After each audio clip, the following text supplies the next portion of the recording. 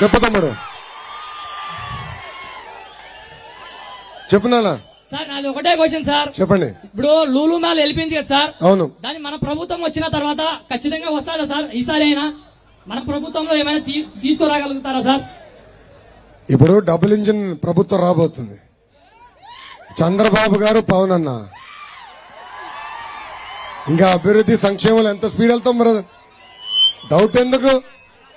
వెళ్ళిపోయిన పరిశ్రమలకి కాలు పట్టుకోవాలా, చేయి పట్టుకోవాలా, బతిమలాడి మళ్లీ పెట్టుబడులు ఆంధ్ర రాష్ట్రానికి తీసుకొస్తాం. మీలాంటి యువతకి ఉద్యోగాలు, ఉపాధి కల్పించే బాధ్యత మన ప్రభుత్వం తీసుకుంటుంది.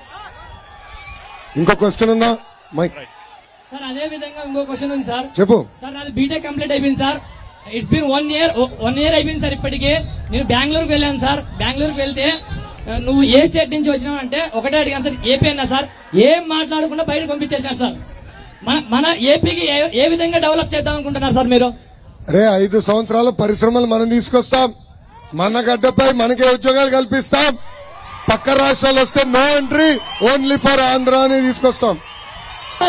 గతంలో తమ్ముడు మీరు వాడే Xiaomi phone made in Andhra Pradesh, మీరు భారతదేశంలో తిరిగే కియా కార్లు made in Andhra Pradesh, TCL TV made in Andhra Pradesh, Apollo tyres made in Andhra Pradesh, Hero 2 wheeler made in Andhra Pradesh, paint ఉంది కదా ఏషియన్ పెయింట్స్, పెయింట్ డబ్బాల పెయింట్ కూడా made in Andhra Pradesh, Berger paint ఉంది, ఆ పెయింట్ కూడా మేడ్ ఇన్ ఆంధ్రప్రదేశ్. అదంతా అరే మనందరూ నచ్చే క్యాడ్బరీ కూడా ఉంది కదా, క్యాడ్బరీ కూడా మేడ్ ఇన్ ఆంధ్రప్రదేశ్. సో 5 సంవత్సరాలు ఎన్ని పరిశ్రమలు తీసుకొచ్చాం, మళ్ళీ ఇంకో 5 సంవత్సరాలు డబుల్ ఇంజిన్ ఎన్ని తీసుకొస్తా ఆలోచించు. అది మా లక్ష్యం. 20 లక్షల ఉద్యోగాలు తప్పనిసరిగా మేము కల్పిస్తాం. థ్యాంక్ యూ తమ్ముడు. వేరేళ్ళకి అవకాశం ఇవ్వనా? వస్తున్నా అన్నా, సర్కిల్ వెళ్తున్నా అటు. సార్ కూర్చోండి, ఈలోగా మరొక ప్రశ్న తీసుకుందాం. చెప్పండి. వస్తుందా? ఒక్క నిమిషం తమ్ముడు. సార్ ఇప్పుడు ఏడో ప్రశ్న అడుగుతున్నారు, మాట్లాడినటువంటి ఇక్కడ సాధారణమైన ఒక్క నిమిషం అన్న, ఒక ప్రశ్న అడుగుతున్నారు. ఒక్క నిమిషం ప్లీజ్.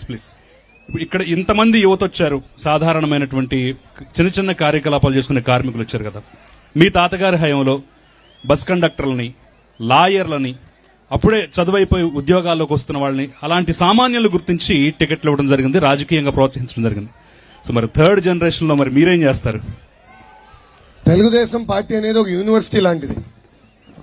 తెలుగుదేశం పార్టీలో గ్రామ స్థాయి అధ్యక్షుల్ని ఉప ముఖ్యమంత్రి చేసిన వ్యక్తి చంద్రబాబు నాయుడు గారు. ఒక మీడియా ప్రతినిధిని మంత్రి చేసిన వ్యక్తి చంద్రబాబు నాయుడు గారు.